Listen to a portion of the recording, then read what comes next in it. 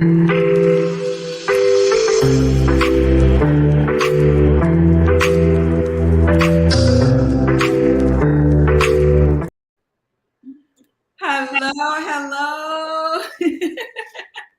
Sorry, I have to keep laughing.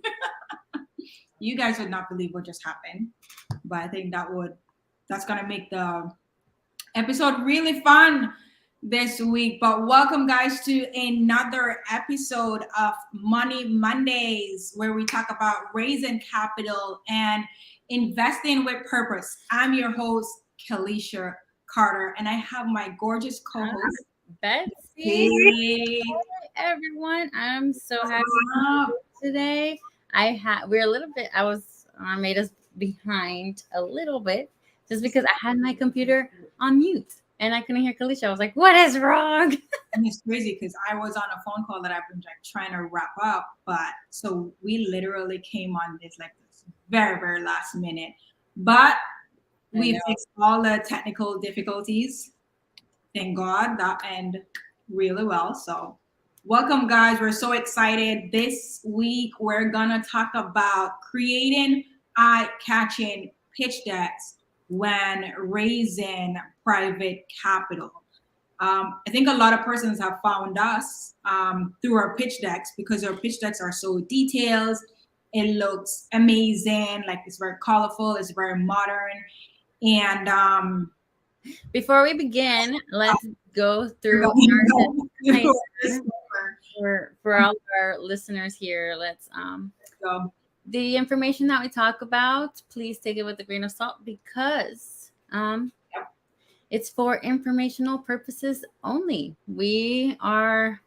Please find a certified attorney, a certified CPA, do your own diligence. We do not provide financial, legal, or professional advice. Mm-hmm. Everything we say or talk about is from our experience. We do bring professionals here. So if you do need someone, just let us know. We can get you guys in contact with them. But yes. Yes, definitely. We're very excited to talk about our pitch decks because it's a killer too. Yeah, I know. I mean, I had this conversation today with this past week with somebody talking about our pitch decks because they want to know how to raise capital, and they're like, "Well, like, what information do I need to provide? What's going on?" So I was like, "Hey, join us on Monday. We're gonna dive deep. We're gonna talk about exactly that." You know, I want to give a huge shout out first before we even dive in. Just a huge shout out to all our subscribers because we started this channel the ending of March, around March 31st. We're now is it March or April? I think the beginning of April was our first episode. Yeah. Because that's when we started our YouTube just to start marketing. And I think our first episode was March. And we're I think right now we're about 2 months in, and we're I think we're a little over 200 subscribers. So we just want to shout out to everyone who subscribed to our YouTube channel, and also for everyone who also has been following us on Spotify, Apple Podcasts as well. Thank you guys so much. And as usual, we want to create a space for everyone to come in and learn about raising private capital, to hear success stories from experts as well. So spread the word, share this episode with a friend, a fellow investor, or anyone that's in the space as well. What were you saying, Betsy? We want to be bridging that gap. We want to be in the middle. We want to be in the conversation so that we know how we do it the right way, how we tell people, how do we raise capital the right way? What's the best way for lenders to protect their money? We just want to be able to be that middle people that talk about it and help you. And the good thing too, guys, we're learning as we go along as well. For me, I don't know about Betsy, but I think we share the same thought as well. Yes. We don't consider ourselves as experts. We're still new. For us, even if it's less than a year, less than 2 years, whatever it is, we're still learning even from other experts who've been doing this for years, and we try to bring them on this channel. Even when we started doing our pitch decks, we got criticism. We thought it looked really good, but we had lenders who would point things out, and we would literally just adjust as we go along. But before we even dive in, guys, remember to like this episode, or comment. Let us know what you guys think, what info you guys would like us to share, and leave us a review as well on wherever you listen to your podcast. Let us know what you guys like to talk about. Expertise is like, what is that? Yeah, let us know. I know. I mean, I've seen a lot of those comments, you guys, out there. We really do appreciate the love and the support that we've been receiving from you guys. This has been great. It's been great to know you guys are there, and we try to do our content for you guys. I know that we been receiving a few questions. Whenever we get questions that are a little repeated, we're like, oh, we need to make an episode about this. We need to. We try to make a note about it, even if it's not like on Money Mondays. Like we try to do like a quick video, just talking about it that we can post on our channel as well, because we're all about raising capital and investing with purpose. Yeah. You know? So let's dive into like creating like eye-catching pitch decks. Kalisha, what is a pitch deck? Can you like explain for our audience what is this pitch deck that we're talking about? So they're really like a pitch deck. If you guys have ever heard like an elevator pitch, or I'm gonna just go down to layman terms, it's like a presentation. If anyone is telling you about anything, real estate, a product, a business, you always sometimes they have like a PDF document, like a slideshow or anything like that, that gives you an overview of what that person is trying to sell, what they're trying to like persuade you to invest in. It just gives a detailed overview of the product and service. Especially the pitch deck is perfect as well for someone who doesn't like who likes reading. Because like I don't know about you, Betsy, but for me, like someone can tell me a lot of info and it goes through one ears and come out through the other one. But when I see it, I'm like, I'm visual. Yeah, I'm a visual learner. Listen, like I'm very visual. I like seeing pictures. I like seeing it that needs to be look pretty, and everything needs to be straight to the point. So the pitch deck, especially with your projects, your real estate projects, when you're trying to get private money lenders to lend you funds for your deal, you need to present them with all the details. And I'm not talking like a Word document. I've seen that, and girl. We're not saying they're bad, you guys. For you guys that have done it and raised capital using them. Yeah, it's. I mean, if you don't know, then you're gonna do that because you really don't know. But when you think about it, a lot of persons don't like reading, so they'll see that and they'll skim through all the info, and then they're asking you stuff about the project or the property itself, and it's all in there. But that's because they don't want to read. But that's so key. If you have so much information, you're going to get questions asked. Like if it's not clear, precise, easy to read, they're going to be asking you questions. So if you see that your lenders are coming back to you with questions that you have put already on your pitch deck, either they're not looking at it, which can be something too, but it's most likely that it's not clear enough. Yeah. And the thing is too, like, I always thought that there was like a right and wrong way to do a pitch deck in terms of like the headings. But I learned that depending on who you're pitching to, who your target audience is, that's how you will know like the different headings to include. Like I recently learned that the pitch deck that we're doing for our creative deals, it's completely different from a pitch deck that you will do for when doing a fund. A pitch deck is completely different when you're syndicated, because then in that way you may do a PPM or something like that, which is more detailed. It's gonna have more words and everything in it. But for us, as I said, like we really just go along with the pitch deck. If we realize that lenders keep asking us questions about something specific, we now start including it in our pitch deck. But at the same time, keep your pitch deck super short. I'm talking like 10-page max, like 12-page max. If you can go below 12, perfect. And that includes like your cover page. That includes like your end page. Just keep it super short. This is Betsy's favorite part. So we normally have like our intro. So guys, we're gonna go through the outline now of our pitch deck. Feel free to go on Google, Do your own research. You don't have to include every single thing, but this is what has worked for us. So we normally have like our intro, like what do you call that? Not intro, or cover page. Cover page. Yeah. Yeah. And our cover page normally have like pictures of the property. It gives you like the property address. It has our logo.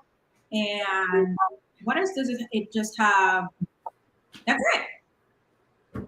Right there. I'm not, is there anything else on our cover page? That's No, normal. it's really straight to the point. It has the property address, a picture of the property, maybe one or two, depending on the design. And then like if it's a big project that we're working on, we can have the name of the project.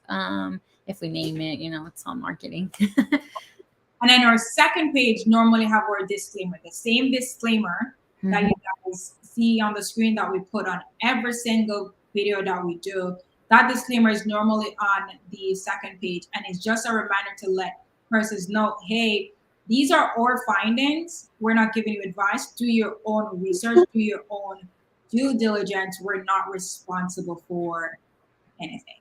Yes, and remember that this is more to protect. Well, it is to protect you, and it is to protect them. Like it's very important for you to have a disclaimer always, because this is an investment. Investments are a risk. We've talked about this before. Everyone has risk. Then I think the third page. So we're on page the third page, and this can go any direction. So the third page, it normally gives you. This would be like an about us page. Who we are, and we just keep it super simple. We don't do a paragraph, and we kind of be very strategic with like bullet points. I think we keep it super simple, maybe 4 or 5 bullet points, like the key main things to show like how we got started, how much money we've raised, what our strategies are, and what our goal is. Yeah, or like a summary, like this is my history, like background. This is where you can find like the credibility. This is the credibility piece. Yeah, exactly. And then it also has a picture of us. And picture, it's not like a mirror selfie. It's not a mirror selfie. We have a very professional photos. And we do this so persons can put a face to who they're dealing with. And then right after that, it goes, where does it go? It goes to. And then also if we have a link, it's to our for us, it would be maybe our YouTube or our webpage or our Instagram, where we're showing what we're doing. Right, yeah, and those links are always clickable. And we'll tell you guys where we're actually creating all our pitch decks on a very, very low budget. So we'll share that as well. So after we do our overview about us, let's say we are working with a partner as well who brings the project. We also create an about page for them. So at least that lender know everyone who's involved, and they know their background as well about that person that they're going to deal with. And after that, it would be the property overview. Now, I'm not talking the property overview like you would put like a description when you put on Zillow for someone who's selling a home. When you talk about like the granite countertop and all that stuff, no. Keep it simple, like very, very simple. What neighborhood is this project in? What's the bed and bath count? What's the year built? What is the square footage? And we say keep it simple, because you don't want to overwhelm lenders, especially if they're new. For an experienced lender as well, they don't care about like the small things. I mean, they do, but for them, it's like, what is the bed and bath count? Is this project remodeled? Does it need rehab? Is this a single family home? Is this a multi-family home? Is this a condo? Is this a townhome? Is it in a gated community? Like just main things about that property. And then you have pictures of the house. We recommend at least, or the project if it's a fix and flip. Yeah. At least 6, not like 1 photo, guys. The goal is keep over. I mean, like the kitchen, living room, if it's an open space, maybe one of the outside. Mm-hmm. You said outside. A bathroom. that should cover it. Because the idea is, and I've seen this a lot where, and I get it, where you have the Google Drive and you put the link. So out the 6 is perfect, and then you can do like a sub link, like for more pictures, and then click here, it goes wherever. Because the idea is you want to keep that lender engaged in the, like, you haven't gotten to the part where you're pitching. Yeah, so you don't want them to come out of the link and then have to go back to the PDF. It's like just keep them one place, everything in that PDF. And even with that, so even you lose every, well, you know, you lose a person every time they have to click out. So it's like 50% of the click rate is what they will go in. And you want more eyes on your pitch deck. Exactly. And I think what I've learned too is that even though, guys, we have an about us page right before the property details, you can put the about at the end. So you can do your disclaimer and you can go straight into the property overview as well. You're a good girl. I see her there, dog barking, and she's like, I know they're allowed today. I don't know why. So just recap. So we have our cover page, guys. We have our disclaimer page. We have the about us page, and then we have the property overview. After that, we tend to go right into the project. So that's where now we talk about the deal breakdown. So we call it deal breakdown, and then we have a subheading, acquisition strategy. And the acquisition strategy is really just telling investors or lenders rather, how are you planning to purchase this property? Keep it very simple. What the money that you're using, that you're requesting or trying to raise, what are you going to use that money for? Exactly. That is key. And it's like very concise. Like you can even put it in a graph. Like, hey, this is the number. This is how we got it. If this is a creative deal, how is it a creative deal? How much is it going to the seller? How much is going to the realtor if there is one? Like you actually need to put all the details. People that lend you money really care about the numbers. Yeah. The table too, it makes it look way more presentable. And if it is a fix and flip project, your acquisition strategy will be a little bit more detailed. And even before you go to the deal breakdown itself, you can have a section that shows you comparables. And when I say comparables, have at least 4 comparables. So you have the pictures, you have how much it was sold for, the date it was sold, the property address, the number of bed and bath count, square footage. That way too, persons are not coming out of your presentation. They're not clicking to go view something. Everything is right there. Yeah, to be able to see it days on market, you know, we can totally do a whole video on like what parameters you need. But if you're already in real estate, you should know the parameters to find a good comparable. Yeah. And the graphs help too. So when it's a fix and flip, we use Privy, and Privy would do a screenshot. So it shows like that screenshot will also show how far the proximity of the subject property to that comparable. So persons can actually see that, hey, they're not lying. Here are the data. So that's when it's a fix and flip. But with a creative, you can still even provide the comparables if it's a creative deal as well. I'm here thinking what else in the deal breakdown for the acquisition strategy. To make sure you got the right number for the ARV, like you need a backup to know, hey, how did you get this number? Like what was your thought process through that? So they want to see that you're running them right. They want to invest in a good opportunity. When it's a fix and flip as well, your acquisition strategy, like that table breakdown, you have, let's say it's a fix and flip. You have the purchase price, you have the rehab amount, then you have a section called total acquisition cost. And this is where I see a lot of persons, they do not include, what do you call it? They don't include the costs, the closing costs. Yes. So they're like, the purchase price is 20,000, the rehab is 50,000. They're like, total cost of acquisition is 70,000. No, it's gonna be more because you have your closing costs that you have to account for.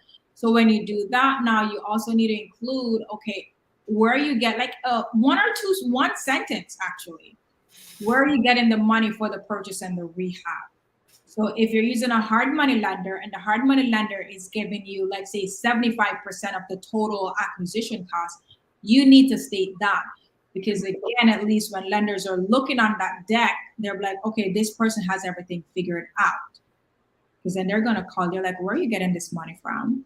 How much is the hard money lender giving you? How much is the bank giving you? Oh, yeah. And they also want to know the numbers on that hard money loan. Like if they're giving you 12% interest, 15% interest, for how long?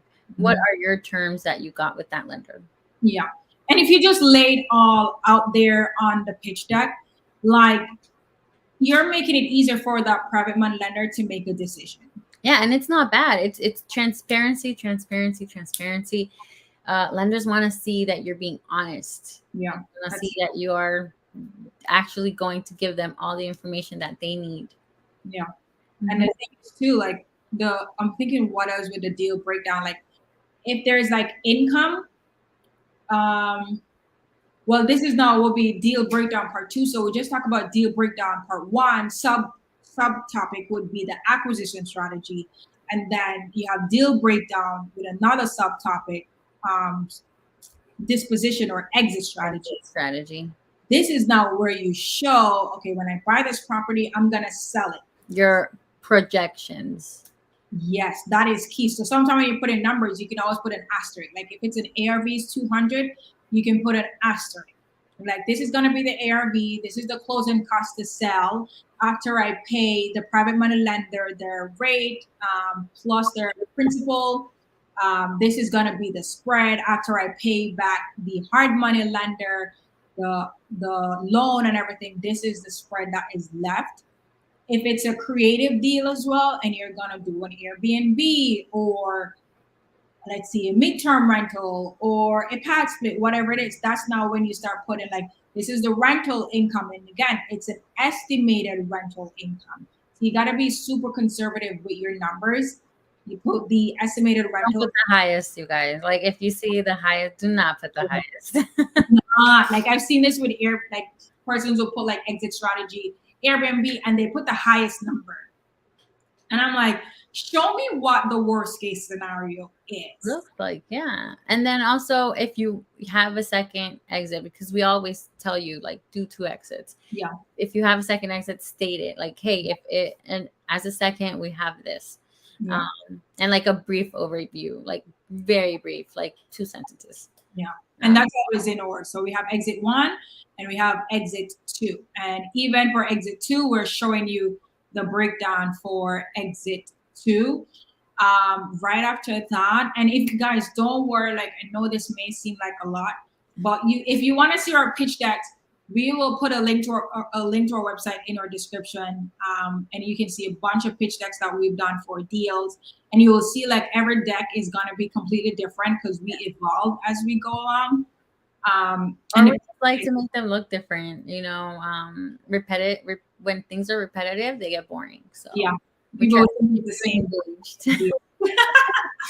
Yeah, but you guys can definitely go. Always, we have them ready and available. If you click on the opportunities tab or opportunities in our link trees or on our website, you can see all our pitch decks there that we have right now. Opportunities.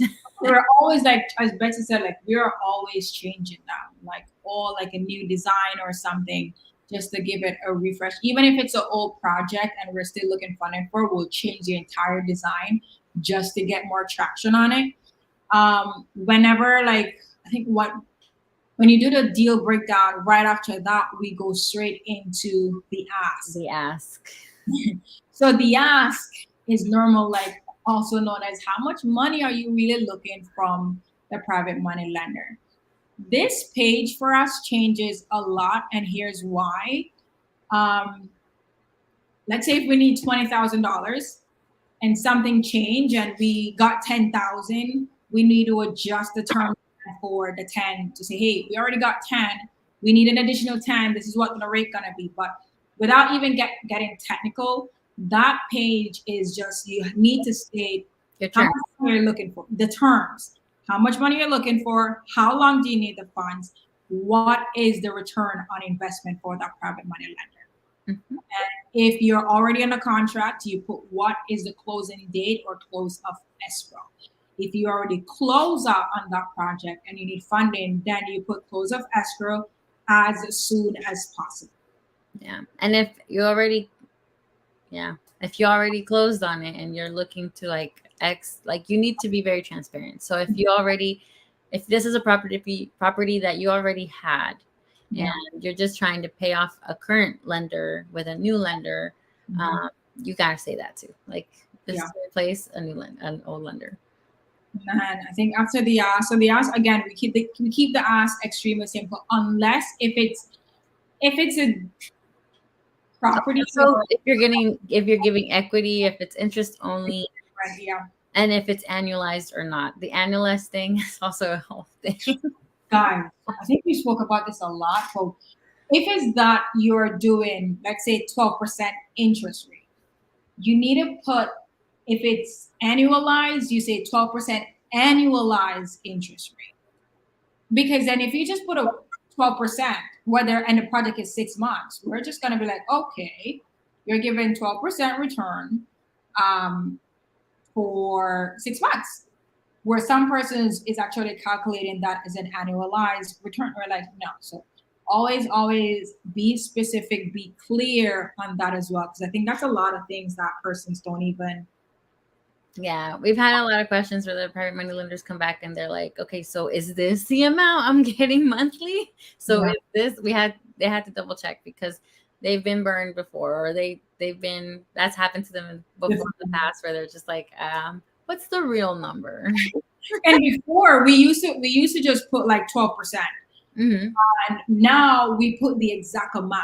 So we'll put if it's 12%, we'll put in bracket what that amount is. So we're all on the same page as well. After the ask, we normally put the next step. So we have like this graph that shows the private money lending process. And that process, so let's say we're starting, this is a completely new process, the project is on the contract. We'll show that, okay, you are here, like when you go to the airport or wherever and you're trying to figure out where you are, and on the map it will show that you're here, and if you want to get to point Z, this is where you go. Location.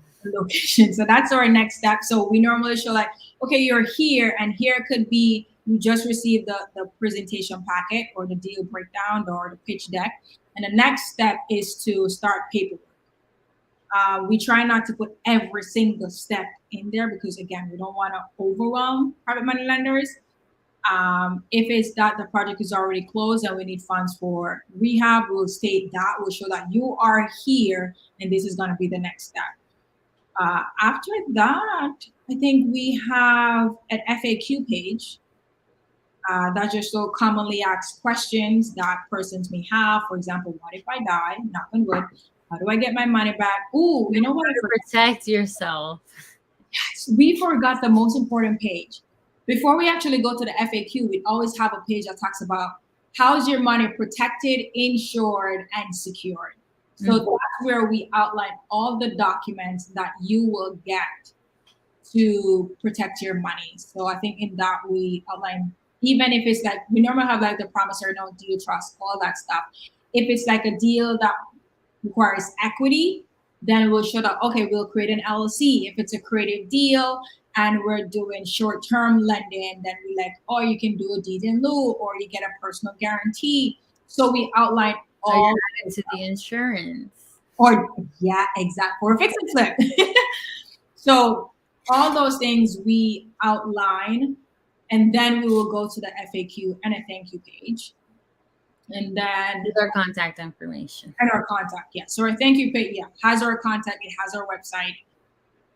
And that normally is about 10 to 12 page. Again, there's no fluff for us. We're not trying to, yes, in a way you're trying to persuade, but we're giving you data. These are the facts for you to make a decision. If you need additional info, then give us a call.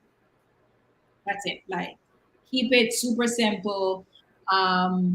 Let it be visually appealing, guys. And most times we don't even share the PDF version of our pitch deck. And the reason why we don't do that is because we're always changing things. So we want to make sure that if someone has, so we share a viewable link. So that means if we realize way after that there was an error or we need to adjust the numbers, we know that once we adjust those numbers, whoever has the existing link will see those updates immediately as well. So we share the viewable link. And for those who've been following us, yes, we use Canva. We don't use anything special. A lot of stuff the templates are there, but then we just tweak it and add our personal touch to it as we go along. And we use Canva Pro. So I think Canva Pro, and guys, we're not affiliated with them or anything like that. It's just a very useful tool that a lot of us are familiar with and utilize. And it's very affordable and we get a lot done with it. Mm-hmm. And the features are amazing. So yes. And for all the Adobe fans, Adobe now has Adobe Express that you guys can use.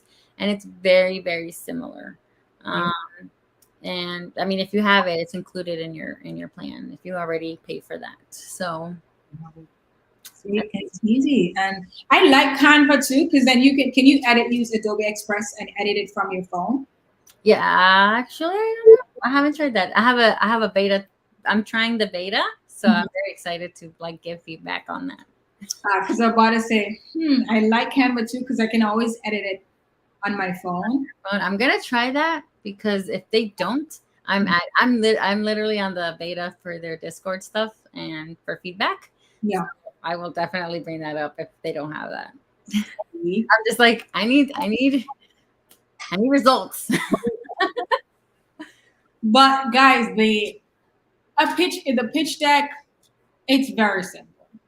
Just we've seen and I appreciate it because we've seen persons who copy our deck, and let me not say copy, but they were inspired because when we started, I saw a pitch deck and it blew my mind. I love seeing other people's work because I can see like how can we make our pitch deck. Shout them out. There's a lot, and there's really a lot, but the right word is not saying that they copy or we copy, but we are inspired by what other persons are doing. And then because we can be inspired by somebody else's work, and we're like, oh, instead of doing this, we can actually do that. So yeah, you just make it our own thing. Just make it our own. But that is really our overview on creating an eye-catching pitch deck. Proofread, guys. Like, it's one thing when you're done, go in present mode and pretend as if you're the investor looking. Read through everything. Make sure everything is the same font size. Like if it's a paragraph, make sure all the paragraph throughout is the same font size, the same font color. I like doing stuff like fully aligned, or is it left aligned? The headings are the same size, same font color, the same font style. What else? And all these things. I guess I would be like my advice would be don't rush it. That's definitely my thing. I like to do things fast, and then sometimes I miss things. But if you're not rushing it, and you make sure, a fun trick that I have learned to do is to read it backwards, because if you read it backwards, then you'll see when a word is misspelled. Sometimes since you know the words and you're reading correctly, you'll just skip over the word because your brain will recognize the word. But if you're reading it backwards, you'll see it if it's misspelled. See, now I never thought about that. Oh yeah, I picked it up. Still misspelled words because I rush. I'm so bad at that. That's what the full view, like viewing it in present mode. Because that's way too you'll know if your pictures are aligned And if your headings, because when you start clicking through, you will see that, oh, this is up. This word is all the way to the top, and on the other page it was at the bottom. I'm here thinking what else. So just a little recap on things to include in your pitch deck. So you have your cover page, that's one. So that was page one. Page two, you have your disclaimer. Page three, you have an about us page. Page four, you have the property overview. If it's a fix and flip, then page five, you have the comparables and a little bit about the area as well. Page six, you have the deal breakdown. This is where you talk about the numbers, the acquisition strategy. How are you? What's the purchase price? What's the rehab? What's the closing cost? All those stuff. Page seven, you talk about the deal breakdown again. What is the exit strategy? An exit strategy, 1, 2, 3, as many as you would like. Page eight, we have the ask. So how much money, what are the terms of the deal? How much money are you looking to borrow? And the terms of it, page, what is this on my hand? 9, you have the documents page. Share what documents are you providing to ensure that lenders' funds are protected, secured, and insured. Page 10 is our next step. And then page 11, or thank you page, and page 12, you can go beyond with the FAQ. The FAQ for us is just our bonus. You do not have to have it, but that's why we put it after the thank you page that has our info. Again, if you guys want to see pitch decks that we've done, visit our website at www.kellzandbetsy.com. That's KELLZNBETZY.com. Exactly. So we just spill the beans, guys, Mm-hmm. on creating an eye-catching pitch deck. Time consuming, but I think if you do the first one or two and you have the layout, it's so much easier for you to do the others, because then all you got to be doing is like copy and paste. Yeah. I mean, think about it. Do you want to spend more time explaining to people about your deal, or do you want to spend more time looking for funds? And it's funny thing is like what I love is that when everything is in your pitch deck, when you start telling someone about the deal and they're like, hey, do you have a document or anything? Yeah, here you go. Let me forward you the link, and everything about that project is right there. So the moment they reach out to you, they're like somewhat interested in that deal, or they're seeking clarification on something because you presented all the info in it. And you don't spend time trying to convince somebody to lend on your deal, re-explaining all the numbers and anything like that. Oh, you're welcome, Maggie. I know. Thank you, Maggie. Yeah. I love the butterfly. Right? Yeah, so when you have everything in your pitch deck, it's like it makes it so much easier for lenders who are looking to lend but they don't have much real estate background. You put all the data, so you're helping them to do their due diligence. And if they reach out to another investor to verify the info, then that's a huge difference. Instead of, like, for example, an ARV and comparables. When you put an ARV of 100,000, now the investor needs to go and figure out, what is this ARV? Like, how do I find comparables? Imagine that investor who's completely new and doesn't even know how to find ARV. Yeah. And that gives you the also the opportunity to build more trust. Mm-hmm. Like, you can have that conversation with them. You can show them how you got your ARV. Be like, look, this is like literally right there what you're seeing. I went to go look at Privy. I can show you how to do it yourself. Mm-hmm. Yeah, you're building that relationship. It comes back to relationship. And it's fun. Like, you will find, believe it or not, you guys will find more private money lenders because of your pitch decks. That's how we found a bunch of our lenders, because we shared our pitch decks on social media, Facebook, Instagram, LinkedIn.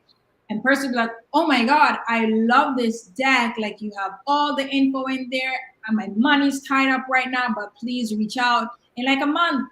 I would love to work with you guys because you guys put everything in one pitch deck. Yeah, and then that also include that also kind of like makes us get into like newsletters, which is another thing that we can talk about. But we can sign them up for our newsletters. You can sign up for our newsletters on our page, and you'll just get updates on them and resources to our pitch decks, like quick pitch decks. Like, hey, this is a new opportunity. Here you go. Look at this. Look And at it this. builds our credibility too. Yeah. Like so, like that. Our pitch deck gives us so much credibility, and it makes us stand apart from our competitors or whoever is doing it. Like that's our unique selling point.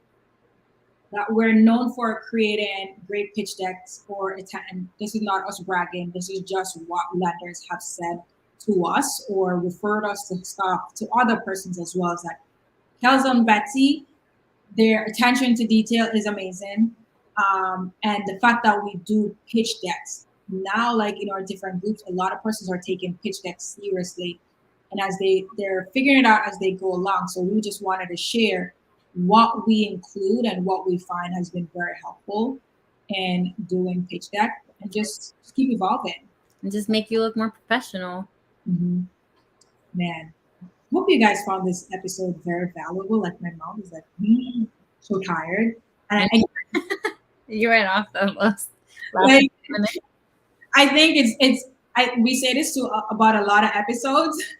This is gonna be one of the episodes that you're gonna have to rewatch because you have to take notes. If you're listening to this after, you can save this episode. Just make sure you go back and make notes of the things that you guys need to include when doing your pitch decks. And of course, if you don't want to do that as well, we're here to raise capital. Let me not even say that, but we are here to assist you the best way that we can. If we're partnering on projects, and I know we said partnering on projects, Partner. we normally create pitch decks for partners and other investors who we've been working with. That's what they like. They know the value of doing a pitch deck, but they just don't have the time to do it. They don't want to do it. So that's how we collaborate together, create the pitch deck, focus on raising capital so we can Do our thing. exactly. But Bridging that gap. huh? I feel like bridging that gap. I like being the glue, the middleman, just like in and out. I mean, I love it. I love raising capital still. It's where I like to be. Girl. And I hope you guys can see that too. I mean, I hope you guys can see that we love doing this. We love helping you guys. We totally love being here, answering your questions, learning as we go. I've learned so much myself. I've gotten inspired by a lot of you. But guys, let us know what you think about this episode. What you would like us to even talk about or share within our business that we're doing in raising capital. If you guys want to see the systems that we have, how we stay organized, because I know a lot of persons like the details. Like, let us know what you guys want us to talk about in the comment section. If you're listening as well, leave us a review. News. Huh? Reviews? News. Or news. Oh, yeah. Wrap up too. We're now going to be doing more webinars. Well, not even more, but start doing webinars. And we're bringing on guests as well, sharing a lot of info. Our first webinar is next week, Thursday, which is January 22nd. She's so excited. January 22nd at 7 p.m. EST. So you guys, if you follow us on social media at Kalisha Carter @ Life with Betsy, we will share the flyer there, but you guys have to register. We'll have the registration link on our website too. Yes. Everything. Save our website, you guys. Just save it. This webinar, we're actually going to talk about the private money lending process and to know if this is a good fit for you. So we're doing a whole presentation of showing you things, what to look for, showing you samples of documents as well, showing you deal breakdowns, questions, giving you guys guidance on questions to ask based on things that we've seen our lenders ask us. Again, as you said, this is a learning experience for us, so we're always adding stuff to it. Yeah, for our lenders, so that they can see how can they what to look for, Mhm. what papers they need to protect themselves with. So it'll be like a big overview. Yeah, about everything. But tune in, guys, to that. Make sure you guys are follow us if you guys haven't subscribed yet to our YouTube channel. Shout out to Maggie. She's here the whole time. Shout out, Maggie. But be sure, guys, to subscribe to our channel, like this video, comment, let us know what you guys really think. For us, we just want to share our journey, share the things that we are learning. Yeah, and And what things you guys need to learn or want to learn, or what things you guys have questions on, or think other people have questions on. yeah, now, but let us know, guys. Thank you, guys, for tuning in. If you missed this episode, it will be posted live. So you can always go back and rewatch it. But thank you guys for tuning in to another episode of Money Mondays, where we talk about raising private capital and investing with purpose. And until next time, we'll see you guys next week, same time, same place.